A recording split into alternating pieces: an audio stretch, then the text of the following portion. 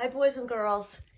We all know that it's Ocean Week this week, and I'm going to read a story to you about a very special animal that lives in the oceans. It's called a seahorse, okay? And we'll be doing a fun seahorse craft later today. But I have a great story called Mr. Seahorse by Eric Carle, okay? And we are going to get started. Okay, here we go. Mr. and Mrs. Seahorse drifted gently through the sea. Mrs. Seahorse began to wiggle and twist this way and that. "It's time for me to lay my eggs," she said. "Oh, can I help?" asked Mr. Seahorse. "Oh, yeah, thank you," said Mrs. Seahorse, and she laid her eggs right on Mr. Seahorse's belly in his pouch. He had a little pocket there. Seahorses have a little pocket, and she laid the eggs right there. "I'll watch these eggs and take good care of them," said Mr. Seahorse. "I promise." As Mr. Seahorse drifted gently through the sea, he passed right by a group of trumpet fish hidden in the seagrass. This is seagrass. It grows in the sea. Now, a lot of fish and animals in the ocean like to hide in the seagrass and in the seaweed. Watch. Let's see if we could find the fish. There they are. They're called trumpet fish because they look like a trumpet a little bit. But before long, Mr. Seahorse met another fish. This guy here. "How are you, Mr. Stickleback?" asked Mr. Seahorse. "Delighted," replied Mr. Stickleback. "I just built a nest, and right away, Mrs. Stickleback laid her eggs in the nest. I'm taking good care of my fish eggs right now." "Well, you keep up the good work," said Mr. Seahorse, and he swam on his way. See the fish? He's watching the eggs. As Mr. Seahorse drifted gently through the sea, he passed right by a lionfish hidden behind a coral reef. We're going to look at coral reefs also, but there's a fish. Can you see the fish? He's hiding. Let's see, ready? There he is. And that's a lionfish. You know why? He has all little like things coming out of his head that make him look like a lion. Isn't he cool? It's called a lionfish. But before long, Mr. Seahorse met another fish. "How are you, Mr. Tilapia?" asked Mr. Seahorse. Mr. Tilapia couldn't answer. His mouth was full of eggs. Look, the eggs were in his mouth. I know, said Mr. Seahorse. "Mrs. Tilapia laid her eggs, and you're taking good care of them until they hatch. Some fish keep their eggs safe in their mouth. Isn't that crazy?" And that's what he's doing. Mr. Tilapia nodded his head. "Well, you must be very happy," said Mr. Seahorse, and he swam on his way.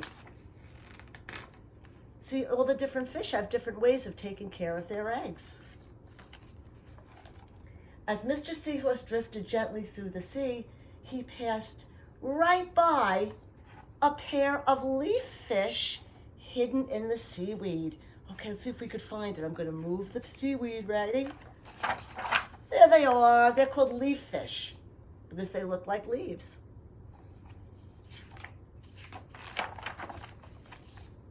But before long, Mr. Seahorse met another fish. "How are you, Mr. Curtis?" asked Mr. Seahorse. "Perfectly fine," said Mr. Curtis. "Mrs. Curtis laid her eggs, and I have them stuck on my head. Now I'm taking good care of them until they hatch." "Well, you're doing a good job," said Mr. Seahorse, and he swam on his way. Now this fish, this kind of a fish, keeps the egg safe on his head, right? Remember, the other fish had it safe in his mouth. The other one had it in a nest. This guy's got him on his head. And remember, Mr. Seahorse has his eggs in his little pocket, in his little pouch, like a kangaroo. As Mr. Seahorse drifted gently through the sea, he passed right by, something else hidden, a stonefish that was hidden behind a big stone in the sea. Let's see if we could find anyone see the fish? Can you see him? Look hard. Ready? Here we go. There he is. And that's a stonefish.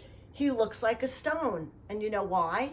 He hides behind the stone so his enemies can't see him. That's called camouflage.